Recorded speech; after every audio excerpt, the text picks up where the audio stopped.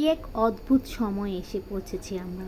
বিবাহিতরা তালাক চায়, অবিবাহিতরা বিয়ে করতে চায়, ছোটরা বড় হতে চায়, বড়রা চায় ছোট হতে, গরিব চায় বড়লোক হতে, বড়লোক খোঁজে শান্তি, চাকুরিজীবী চায় কাজ থেকে মুক্তি, আর বেকার খোঁজে চাকুরি। অদ্ভুত একটা সার্কেলের মধ্যে যেন আমরা ঘুরছি, তাই না? চাকরি না পাওয়া পর্যন্ত মনে হয় চাকরি পেলে মনে হয় একটু স্বস্তি পাবো, কিন্তু চাকরি করতে করতে এতটা হাঁপিয়ে উঠে মনে হয় এর থেকে বেকার জীবনই মনে হয় ভালো ছিল, এমন লাগে।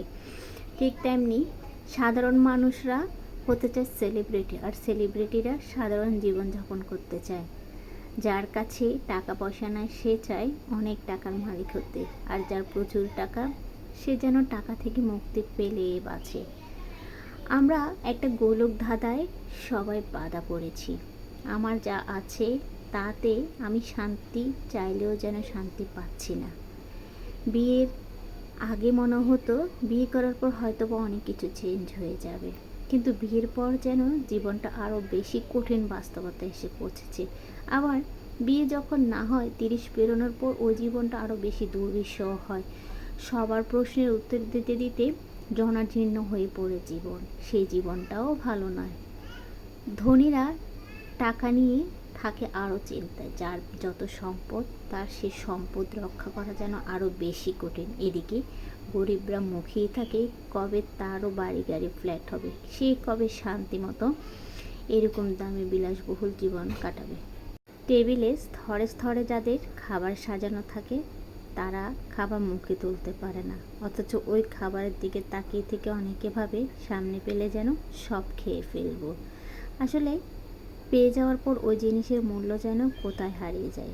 কেউ ভাবে টাকায় সুখ, কেউ ভাবে টাকা না থাকলে সুখ, কেউ ভাবে সেলিব্রিটি হলে সুখ, কেউ ভাবে সাধারণ জীবনে সুখ, কেউ ভাবে টেবিল ভর্তি খাবার পেলে সব খেয়ে ফেলতাম, আর কেউ বলে ডাল ভাতে মনে হয় শান্তি, কেউ বলে দামি দামি ফ্ল্যাট বাড়ি গাড়ি থাকা মানেই শান্তি, আর কেউ বলে দরিদ্র জীবনটাই মনে হয় শান্তি। কেউ বলে বিয়ের আগের জীবনটা শান্তি, কেউ বা বলে বিয়ের পরের জীবনটাই শান্তি। কেউ বলে আসলে ছোটোবেলায় ভালো ছিলাম, আর ছোটরা বলে যদি বড় হতে পারতাম। এই যে গোলক ধাঁধাটা, এ ধাঁধার কোনো শেষ নেই, এই চক্রাকারে ঘোরারও কোনো শেষ নেই। চক্র তার নিয়ম অনুযায়ী ঘুরতে থাকবে, আমরা মানুষ ঘূর্ণিপাকে ঘুরতে বাধ্য। তাই এই সার্কেলটাকে মেনে আমাদের নিতে হবে। তবে আমরা যেটা করতে পারি, একটু ভালোভাবে চাইলে বাঁচতে পারি। ভিডিওটা কেমন লেগেছে কমেন্টে জানাতে কিন্তু ভুলবেন না।